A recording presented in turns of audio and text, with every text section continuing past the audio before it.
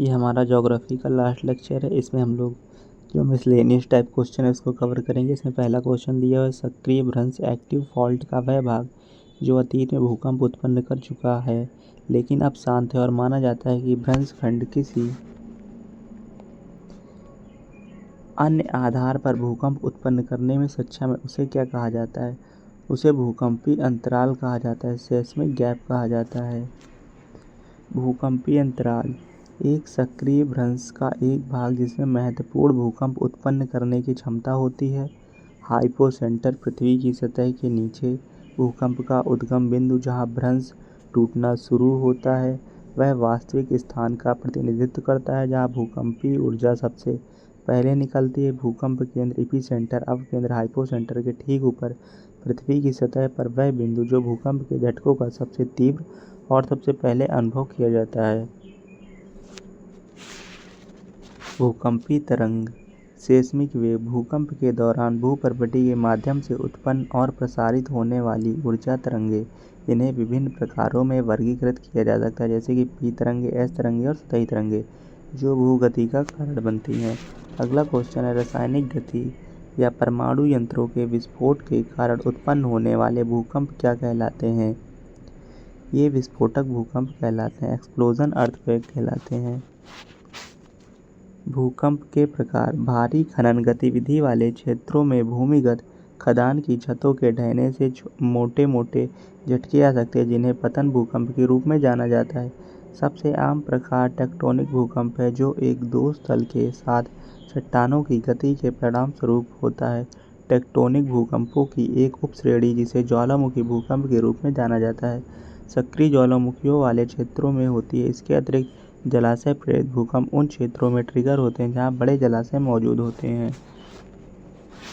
भारत में project tiger किस वर्ष शुरू किया गया था? ये 1972 में शुरू किया गया था। 1 अप्रैल 1973 को कॉर्बेट टाइगर रिजर्व में आधिकारिक तौर पर प्रोजेक्ट टाइगर की शुरुआत की गई थी जिसमें शुरुआत में 9 टाइगर रिजर्व शामिल थे। अंतर्राष्ट्रीय बाघ दिवस प्रत्येक वर्ष 29 जुलाई को मनाया जाता है। वन्यजीव संरक्षण अधिनियम 1972 ईस्वी में पारित किया गया था। भारत में जानवरों से संबंधित परियोजनाएं project Hangal 1970, project crocodile 1975, project elephant 1992, project rhino 2005, project Gangetic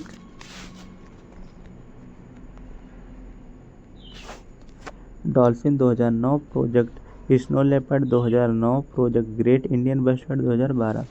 next, निम्नलिखित में से किसे प्रकृति की कार्यात्मक इकाई के रूप में दर्शाया जा सकता है? तो पारिस्थितिकी तंत्र को।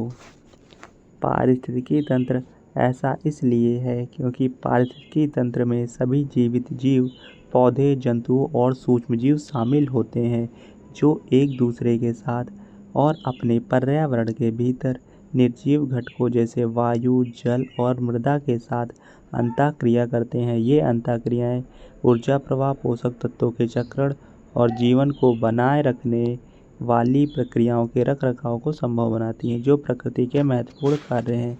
नेक्स्ट है, निम्नलिखित में से कौन सा मानव निर्मित पारिस्थितिकी तंत्र है? तो मछली घर मानव निर्मित पारिस्थितिकी तंत्र है। यह एक ऐसी सुविधा या उद्यान है जहां अध्ययन, संरक्षण और सार्वजनिक प्रदर्शन के लिए जलीय जंतुओं और पौधों का संग्रह रखा जाता है। मानव निर्मित पारिस्थितिकी तंत्र जिसे कृत्रिम या मानव जनित पारिस्थितिकी तंत्र के रूप में भी जाना जाता है, मानव निर्मित वातावरण को संदर्भित करता है जहां जीवन को बनाए रखने के लिए जैविक और अजैविक घटक परस्पर क्रिया करते हैं। मानव निर्मित पारिस्थितिकी तंत्र के उदाहरणों में वृक्षारोपण, शहरी परिदृश्य, फसल के खेत, प्रबंधित तालाब, चिड़ियाघर और उद्यान शामिल है। नेक्स्ट क्वेश्चन है, निम्नलिखित में से कौन सी पारिस्थितिकी तंत्र की दो बुनियादी श्रेणियां हैं? तो स्थलीय और जलचर हैं। पारिस्थितिकी तंत्र जीवों और उनके पर्यावरण के बीच अंतःक्रियाओं की एक श्रृंखला है। पारिस्थितिकी तंत्र शब्द का पहली बार प्रयोग अंग्रेजी वनस्पति शास्त्री ए.जे. टेंसले ने 1935 में किया था। स्थलीय पारिस्थितिकी तंत्र जीवों के भूमि आधारित समुदाय और एक विशिष्ट क्षेत्रों में जैविक और अजैविक घटकों के बीच अंतःक्रियाओं को संदर्भित करता है। जलीय पारिस्थितिकी तंत्र में अंतःक्रियाशील जीव शामिल होते हैं जो पोषक तत्वों और आश्रय के लिए एक दूसरे और अपने जलीय पर्यावरण पर निर्भर होते हैं। पारिस्थितिकी की कौन सी शाखा प्राचीन पर्यावरण की विशेषताओं और प्राचीन पादपों और जंतुओं के साथ उनके संबंध से संबंधित है? तो ये पूरा पारिस्थितिकी है। पैलिकोलॉजी अतीत के पारिस्थितिकी तंत्रों और समय के साथ उनमें हुए परिवर्तनों का अध्ययन जीवाश्मों और भूवैज्ञानिक डेटा के माध्यम से करती है। अन्य शाखाएं निमैकोलॉजी जनसंख्या पारिस्थितिकी, मत्स्य विज्ञान, इच्टोलॉजी मछलियों का अध्ययन और कवक विज्ञान, माइकोलॉजी कवकों का अध्ययन। निम्नलिखित में से पारिस्थितिकी दक्षता की सबसे अच्छी परिभाषा कौन सी है? खाद्य श्रृंखला में विभिन्न बिंदुओं पर ऊर्जा प्रवाह के बीच का अनुपात। पारिस्थितिकी दक्षता उस दक्षता का वर्णन करती है जिसके साथ ऊर्जा एक पोषी स्तर से दूसरे पोषी स्तर तक स्थानांतरित होती है। चारागाह खाद्य श्रृंखला में पोषी स्तरों की संख्या को सीमित करता है क्योंकि ऊर्जा का स्थानांतरण 10% नियम का पालन करता है। केवल 10% ऊर्जा निचले पोषी स्तर से प्रत्येक पोषी स्तर पर स्थानांतरित होती है। भूकंप की माप से प्राप्त रिकॉर्ड को क्या कहा जाता है? इसको भूकंप लेख कहा जाता है। भूकंप को गहराई के आधार पर 3 क्षेत्रों में वर्गीकृत किया जाता है। उथला 0 से 70 किलोमीटर, 70 से 300 मध्यवर्ती, 300 से 700 गहरा। भूकंप के दौरान उत्पन्न भूकंप को भूकंपीय तरंगें कहते हैं। क्वेश्चन है पर्यावरण संरक्षण अधिनियम 1986 को पर्यावरण प्रदूषण के सभी रूपों की रोकथाम के लिए अधिकृत प्राधिकरण स्थापित करने का अधिकार देता है। केंद्र सरकार को पर्यावरण प्रदूषण के सभी रूपों की रोकथाम के लिए अधिकृत प्राधिकरण स्थापित करने का अधिकार देता है। केंद्र सरकार पर्यावरण संरक्षण अधिनियम 1986 पर्यावरण की सुरक्षा और संवर्धन के लिए अधिनियमित किया गया था। केंद्र सरकार के पास निम्नलिखित अधिकार हैं: पर्यावरण की सुरक्षा और सुधार, उत्सर्जन और निर्वहन, मानक निर्धारित करना, औद्योगिक स्थानों को विनियमित करना, खतरनाक अपशिष्टों का प्रबंधन करना और सार्वजनिक स्वास्थ्य और कल्याण की रक्षा करना। कुछ प्रमुख पर्यावरण अधिनियमों में जैविक विविधता अधिनियम 2002, वन्यजीव संरक्षण अधिनियम 1972, वन संरक्षण अधिनियम 1980, भारतीय वन अधिनियम 1927 और ऊर्जा संरक्षण अधिनियम 2001 शामिल है। आभासी पानी वर्चुअल वाटर की अवधारणा किसने पेश की थी? तो जॉन एंथनी एलन ने पेश की थी। जॉन एंथनी एलन आभासी जल वह ताज़ा पानी है जिसका उपयोग वस्तुएं और सेवाओं के उत्पादन के लिए किया जाता है, जिसे बाद में उन उत्पादों के हिस्से के रूप में अंतर्राष्ट्रीय स्तर पर कारोबार किया जाता है। मुंडारी भाषा भारत के निम्नलिखित में से किस क्षेत्र में बोली जाती है? तो छोटा नागपुर पठार में बोली जाती है। यह पठार झारखंड, छत्तीसगढ़, उड़ीसा, पश्चिम बंगाल के कुछ हिस्सों तक फैली है। मुंडारी एक मुंडा भाषा है जो ऑस्ट्रो एशियाई भाषा परिवार से संबंधित है। छोटा नागपुर पठार को औद्योगिक भारत का हृदय कहा जाता है क्योंकि यह खनिजों और बिजली ईंधन से समृद्ध है। छोटा नागपुर पठार की सबसे ऊंची पर्वत चोटी पारसनाथ है। नेक्स्ट क्वेश्चन है 1866 में अर्नेस्ट हेक्ले द्वारा पहली बार किस ग्रीक शब्द का उपयोग कार्बनिक और अकार्बनिक पर्यावरण दोनों के साथ जंतुओं के संबंध को संदर्भित करने में किया गया था? तो ये इकोलॉजी है।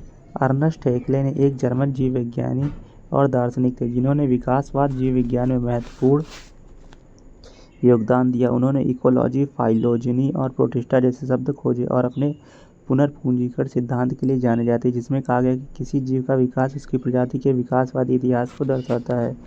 निम्नलिखित में से कौन सी एपिलीमनियन की विशेषता है?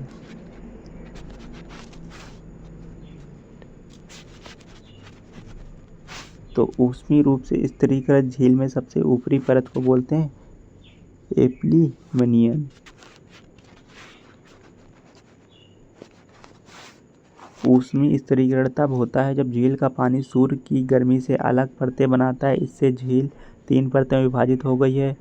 एपिलीमनियन गर्म पानी की ऊपरी परत, मेटालमिनियन तापमान में क्रमिक कमी वाले क्षेत्र वाली मध्य परत, हाइपोलिमिनियन ठंडे पानी की निचली परत। हाइपो निचली परत, एपी गर्म पानी की सबसे ऊपरी परत, मेटा मध्य वाली परत। कैल्शियम कार्बोनेट और अन्य सामग्रियों का वह निक्षेपण पैटर्न क्या कहलाता है जो चूना पत्थर की गुफा के तल से ऊपर की ओर बढ़ता है? तो वो स्टैलेग्माइट कहलाता है।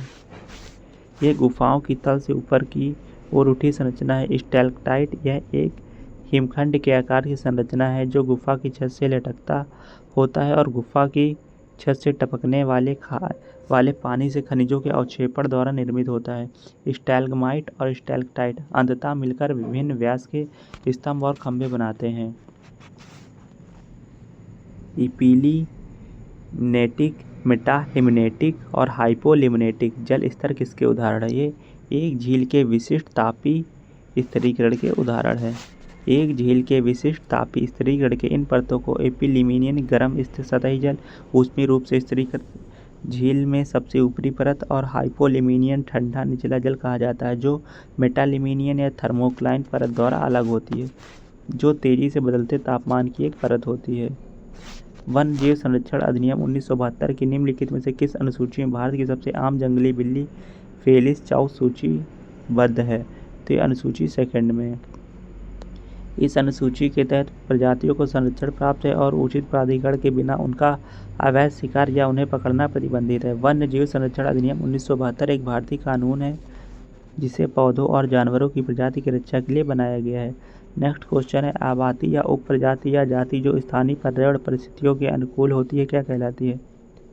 ये इकोटाइप कहलाती है। इकोटाइप एक प्रजाति के भीतर आनुवंशिक रूप से अलग समूह है जो विशिष्ट पर्यावरण परिस्थितियों के लिए अनुकूलित है। एक पारिस्थितिकी आला बताता है कि एक प्रजाति एक पारिस्थितिकी तंत्र के भीतर कैसे बातचीत करती है। बायोम पौधों और जानवरों के एक समुदाय को संदर्भित करता है जो साझा विशेषताओं के साथ एक क्षेत्र में स्वाभाविक रूप से पाए जाते हैं।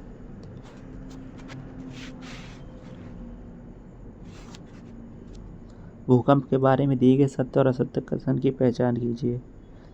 जब कोर पर प्रतिबल घर्षण से आगे बढ़ जाता है तो भूकंप होता है, जो तरंगों में ऐसी ऊर्जा छोड़ता है जो परपटी से गुजरती है और ऐसे कंपन का कारण बनती है जो हम महसूस करते हैं। सही है। भूकंप की पूर्व कंप के रूप पहचान तब तक नहीं की जा सकती जब तक कि उसी क्षेत्र में बड़ा भूकंप ना आ जाए। सही है।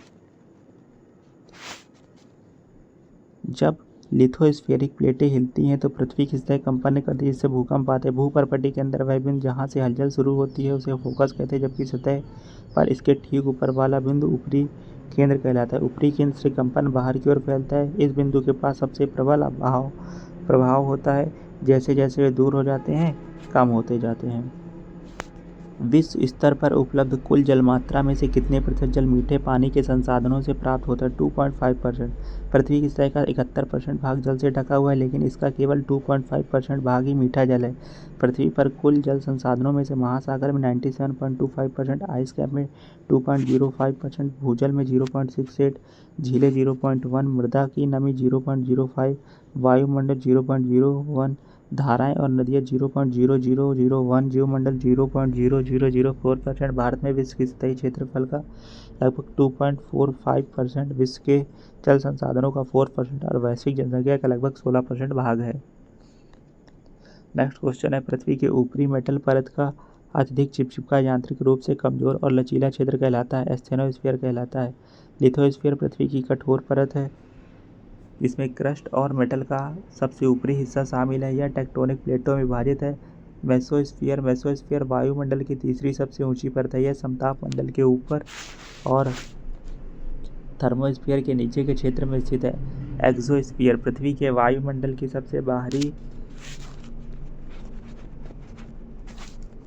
परत है जहां पर वायु अत्यधिक हल्की होती है और कण अंतरिक्ष में गति कर सकता है। डैश पृथ्वी की सतह और सतह के नीचे जल के वितरण और संचलन के साथ साथ जल की उपलब्धता और स्थितियों पर मानव गतिविधि के प्रभाव का अध्ययन है। जल विज्ञान। विभिन्न शाखाएं तथा उनके अध्ययन ब्रायोलॉजी, ब्रायोफाइट्स का अध्ययन ब्रायोलॉजी कहलाता है।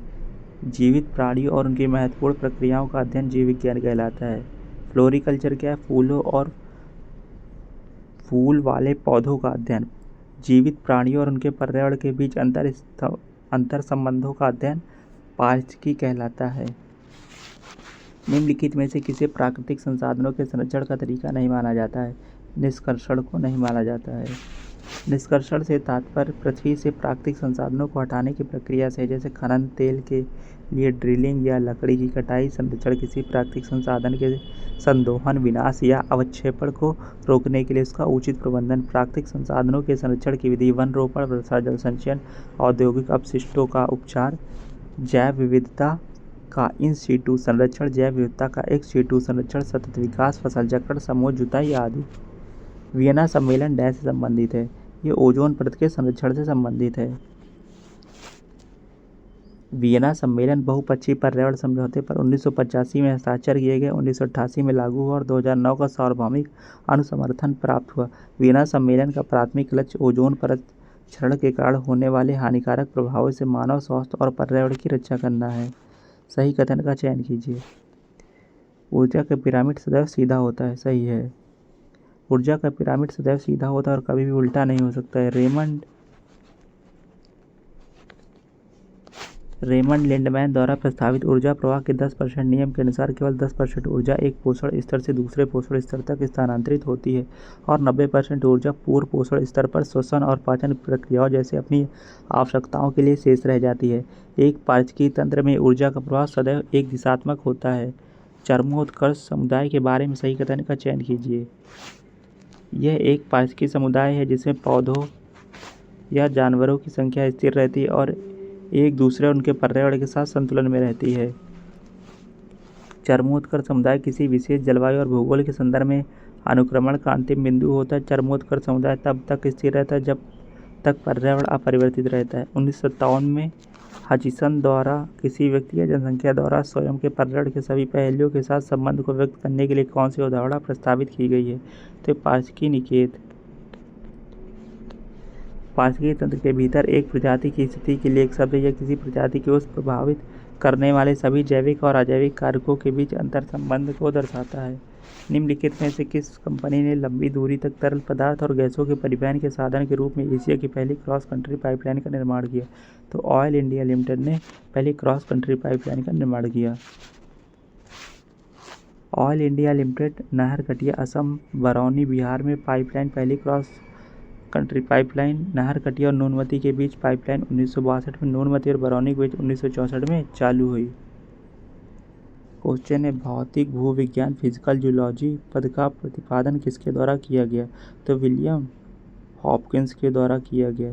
विलियम हॉपकिंस विभिन्न क्षेत्रों के जनक, अर्थशास्त्र के जनक एडम स्मिथ हैं, टेलीफोन के जनक ग्राहम बेल है, आधुनिक रसायन विज्ञान के एंटोनी लेवेजियर है, वर्गीकरण के कॉर्न लिनियस है, चार्ल्स डार्विन विकास के, इरस्टोथनीज भूगोल के जनक हैं।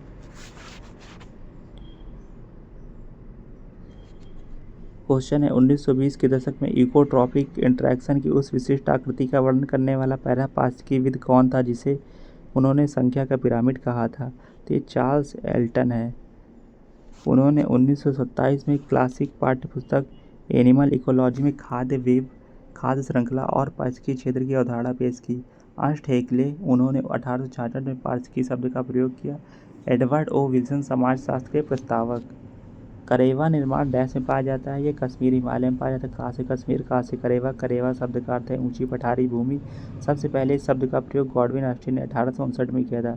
कश्मीरी भाषा में वुद्र इसका स्थानीय नाम है। करेवा संरचनाएं कश्मीर घाटी में जौफरान, केसर, बादाम, अखरोट, सेब और बगीचों की खेती के लिए उपयोगी हैं।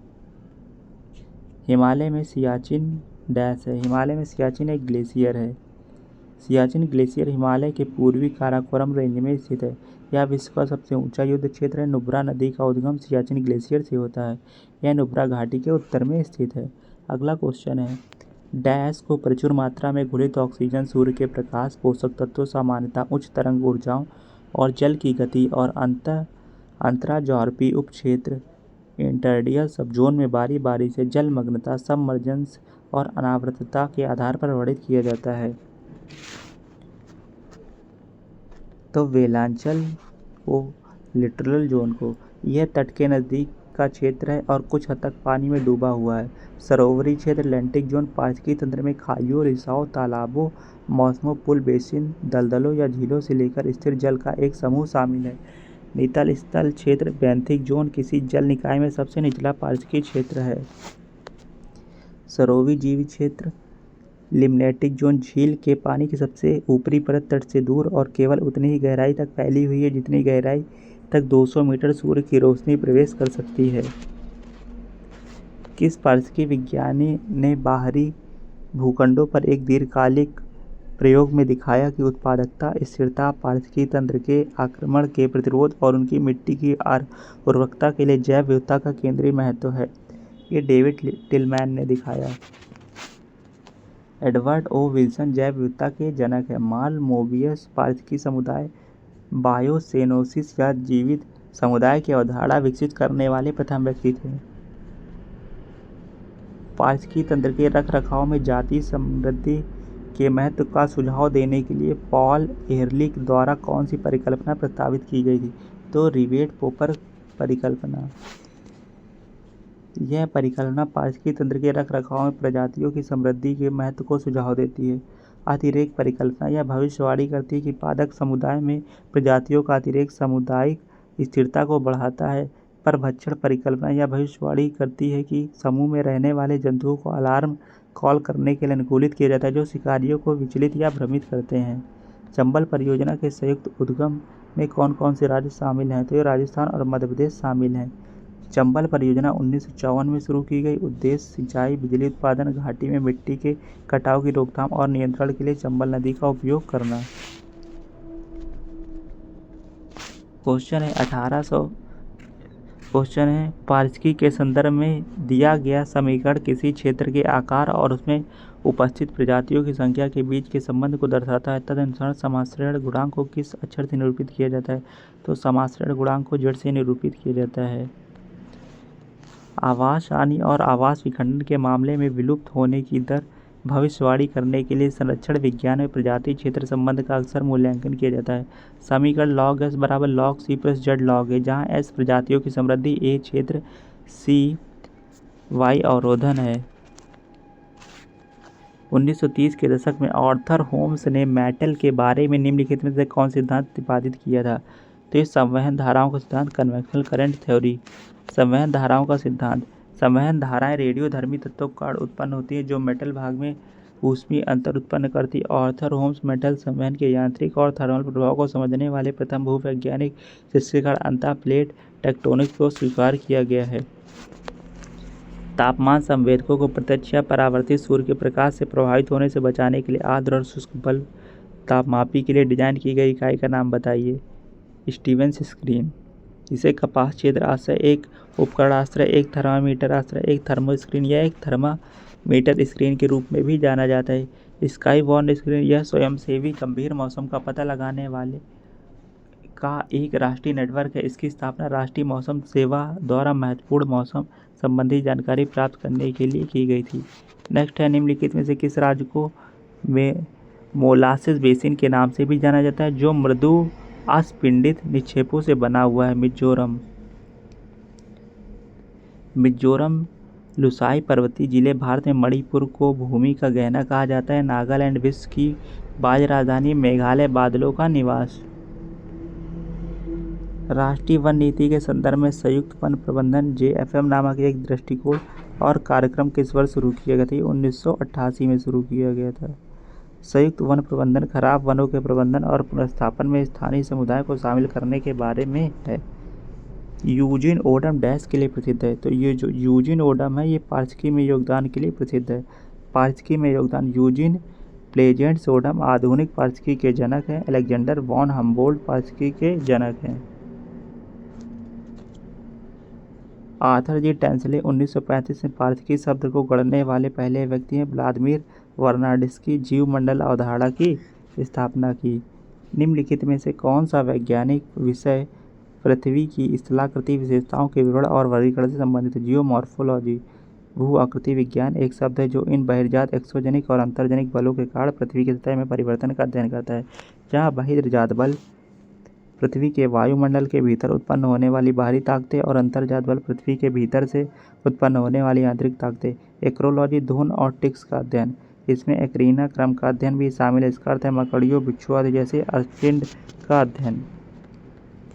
डैश प्रजातियों पौधों और जानवरों की वे प्रजातियां जो विशेष रूप से किसी विशेष क्षेत्र में पाई जाती। स्थानिक। उदाहरण कंगारू मूल रूप से ऑस्ट्रेलिया के इंडेमिक और दुनिया में कहीं और नहीं पाए जाते। भारत की स्थानिक प्रजातियां एशियाई शेर, गिरवन, कश्मीरी स्टैग कश्मीर घाटी में, पर्पल फ्रॉक पश्चिमी घाट में, संगाई हिरण लोकटक झील में, नीलगिरी तहर नीलगिरी पहाड़ियाँ। जापान जैसे देशों में डैश जन्म दर जनसंख्या पिरामिड का आधार पर बनती है। निम्न सकरा। जापान जैसे देशों में निम्न जन्म दर जनसंख्या पिरामिड के आधार पर सकरा बनाती है। तो जो पिरामिड का आकार होता है तो निम्न होती है जनसंख्या दर, तो उसको सकरा बना देती है। जनसंख्या पिरामिड की विशिष्ट जनसंख्या की आयु और लिंग की कल्पना करने का एक तरीका है। मृत्यु दर में कमी से बड़ी संख्या में लोग वृद्धावस्था तक पहुंच सकते हैं। जिस देश में जन्म और मृत्यु दर अधिक, वहाँ पिरामिड आधार पर चौड़ा और शीर्ष की ओर तेजी से संकीर्ण होता जाता है। आधुनिक भारतीय भाषाओं का दूसरा सबसे बड़ा परिवार कौन सा है? तो ये द्रविड़ियन है, द्रविड़ परिवार। प्रमुख द्रविड़ भाषाएं तमिल, तेलुगु, कन्नड़, मलयालम। यह मुख्य रूप से दक्षिणी भारत, मध्य भारत, उत्तर पूर्व श्रीलंका में बोली जाती है। भूतल पर वह बिंदु जो भूकंप के उद्गम केंद्र के समीपतम होता है डैश कहलाता है, ये अधिकेंद्र कहलाता है। एपीसेंटर। अब केंद्र पृथ्वी की सतह के नीचे एक बिंदु जहां भूकंप के कंपन उत्पन्न होते हैं। रिक्टर स्केल भूकंप मापने का सबसे सामान्य पैमाना है। रिक्टर परिमाण यह भूकंप के दौरान निकलने वाली ऊर्जा की मात्रा का एक माप है और रिक्टर पैमाने द्वारा व्यक्त किया जाता है। निम्नलिखित में से हिमालय की सबसे दक्षिणी श्रेणी की पहचान कीजिए। शिवालिक श्रेणी सबसे दक्षिणी श्रेणी है। हिमालय श्रेणियाँ: हिमाद्री बृहद हिमालय, भीतरी हिमालय, हिमाचल लघु हिमालय, शिवालिक बाहरी हिमालय प्रभाग पश्चिम से पूर्व, पंजाब हिमालय, सिंधु और सतलज नदियों के बीच, कुमायूं, सतलज और काली नदियों के बीच, नेपाल काली और तिस्ता नदियों के बीच, असम तिस्ता और दिहांग नदियों के बीच, पूर्वांचल दिहांग नदी से बाहर। पश्चिमी घाट और पूर्वी घाट दक्षिणी भारत के निम्नलिखित में से किस स्थान पर मिलते हैं? पश्चिमी और पूर्वी घाट ये नीलगिरी के पहाड़ियों में मिलते हैं। नीलगिरी की पहाड़ियाँ सबसे ऊंची चोटी डोडा बेटा कर्नाटक, केरल और तमिलनाडु राज्यों के त्रिजंक्शन पर स्थित है। इसका नाम 16 वनों में पाए जाने वाले नील कुरिंजी फूलों बैगनी नीले फूल के नाम पर रखा गया। सतपुड़ा पहाड़ियाँ ये श्रृंखला पूर्वी गुजरात से शुरू होती है और छत्तीसगढ़ में समाप्त होने से पहले महाराष्ट्र और मध्य प्रदेश से होते हुए पूर्व की ओर चलती है। नल्ला मल्ला पहाड़ियाँ आंध्र प्रदेश पूर्वी घाट में। महेंद्रगिरी पहाड़ियाँ ओडिशा पूर्वी घाट के गजपति जिले में स्थित है। निम्नलिखित में से कौन सी भूकंप तरंगे अनुदैर्ध्य तरंगे, पी तरंगे, अनुदैर्ध्य तरंगे? वे तरंग की दिशा के समानांतर कंपन करते हैं। इससे प्रसार की दिशा में पदार्थ पर दबाव पड़ता है। भूकंपी तरंगे सेस्मिक वेव पृथ्वी में होने वाले कंपन जो ऊर्जा का संचार करती है। जातियाँ वे प्रजातियाँ हैं जो अब उन जगहों में भी नहीं देखने को मिलती जहाँ वे पहले पाई जाती थी। लुप्त प्रजातियाँ वे प्रजातियाँ जो अब नहीं देखने को मिलती हैं। एक लुप्त प्राय प्रजाति एक प्रकार का जीव है जिसे विलुप्त होने का खतरा है। उदाहरण काला गेंडा, बाघ, व्हेल, लाल पांडा, चिंपैंजी, एशियाई हाथी आदि। निम्नलिखित में से कौन सी प्रजाति संकटग्रस्त है? एशियाई हाथी संकटग्रस्त है। संकटग्रस्त प्रजाति एक उपजाति है जिसे प्रकृति के संरक्षण के लिए अंतर्राष्ट्रीय संघ IUCN द्वारा विलुप्त होने के खतरे के रूप में वर्गीकृत किया गया है। निम्नलिखित में से कौन सा पद परिभाषा युग्म सही है? जल संधि दो भागों को मिलाने वाली भूमि की एक सक्रिय पट्टी। इस्थमस दो बड़े जल निकाय को जोड़ने वाला पानी का संकीर्ण भाग। तो इसमें ना तो फर्स्ट ना तो सेकंड सही है। जल संधि जल का संकीर्ण भाग जो बड़े जलाशयों को जोड़ता है। उदाहरण कुक जल संधि न्यूजीलैंड में, मलक्का जल संधि इंडोनेशिया मलेशिया को, मेस्ता जल संधि इटली सिसिली को, बेरिंग जल संधि अलास्का रूस को जोड़ती है। होमुर जल संधि फारस की खाड़ी और ओमान की खाड़ी को जोड़ती है। तो ये इंपॉर्टेंट है। होमर्ज किसको किसको? फारस और ओमान की खाड़ी को जोड़ती है। बेरिंग अलास्का रूस को जोड़ती है।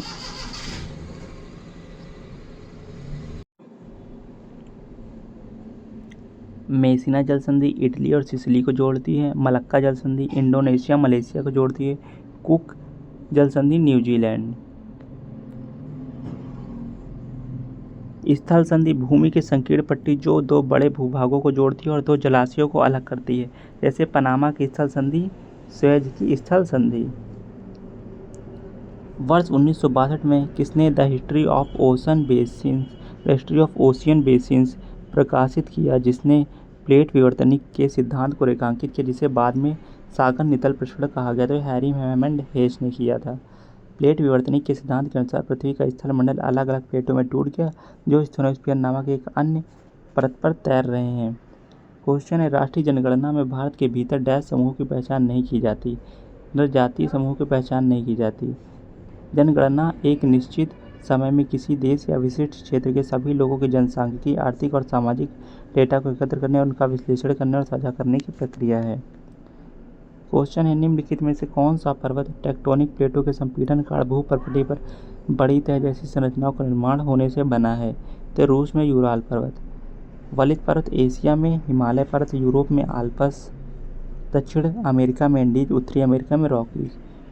तो वलित पर्वत हिमालय पर्वत हैं, आल्प्स पर्वत हैं जो कि यूरोप के हैं, एंडीज पर्वत हैं जो कि दक्षिण अमेरिका में है, रॉकीज है जो कि उत्तरी अमेरिका में है।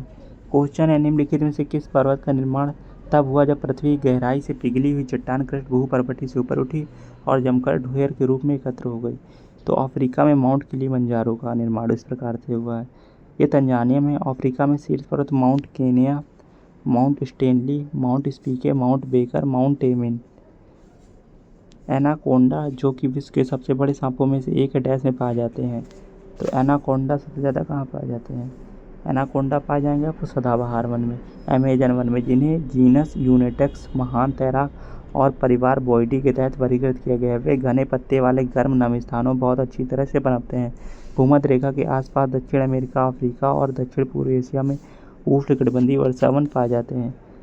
कौन सा तैरता हुआ फर्न स्थानीय जीव जंतुओं के लिए भोजन तथा आवास एवं पानी का प्रवाह प्रदान करने वाले देसी पौधों को उखाड़कर बदलकर जलीय पारिस्थितिकी तंत्र को नुकसान पहुंचाता है?